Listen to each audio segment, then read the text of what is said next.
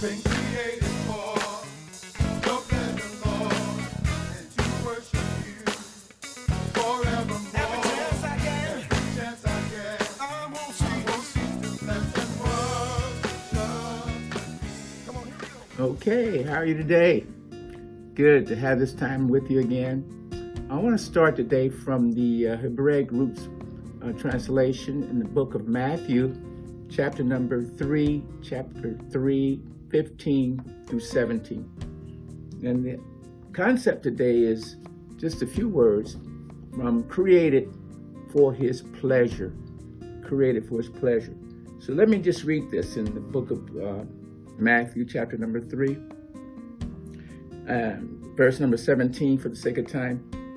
Behold, a voice out of the heavens saying, "This is my Son, the beloved, in whom I am well pleased." This comes to reality that all of us have a time and a place in the heart of the Almighty for us to move in that which He's ordained for our lives.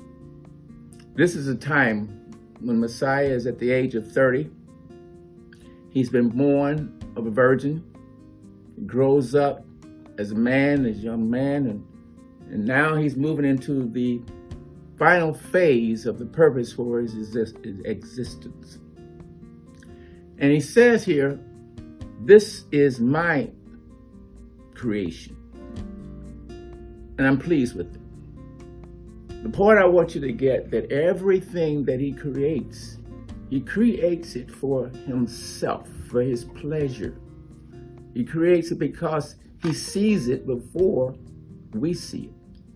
He saw you before you were born.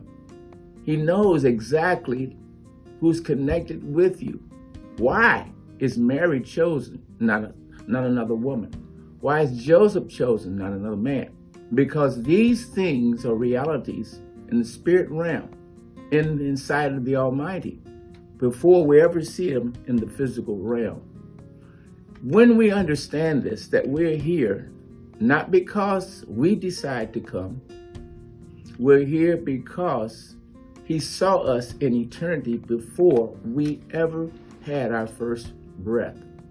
Remember in the quotes in the scripture in Genesis, where He begins to speak about things that were already complete before He says them. Let us make man in our own likeness, in our own image, and let them. Here we have an example of man coming into the world. Man coming into the world not to please his mother, not to please his father, not to please people, not to please his boss, but to please the one who created him. After all, if you don't please Him and you please people, if you don't please Him and you please yourself, then the purpose for your existence has never been truly experienced. So it's important for you to realize, as Messiah is doing here, begins to go into a level of obedience, moving further and further for the reason that He was given the birth, the reason that He came into this world. And each of us has a phase in our lives when we are conducting and under the auspices of the Almighty. And whether you believe it or not, when you're obedient to His commands and obedient to the reason that you are in this world, it pleases Him. I can just see the smile and the glow and the beauty of Him looking at us the day we were born, looking at us the day that we begin to develop, when we first take our steps and moving into life, or moving from a babe to a child, to a teenager, to an adult, to purpose, to a mission. All of those things have been preordained and arranged for us to bring pleasure to Him. And if you can understand that that's the purpose of your life, is not to be pleasing people, but to be pleasing Him, then you will not waste your life doing things and creating things which were not fit for you. For example, people are right-handed because it pleases Him.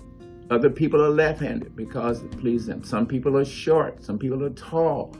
Some people are moved in many dimensions in life, but the secret to life is that you're here because He's pleased. And the way you do that is just find His purpose in His word and walk in it, and you'll please Him every day.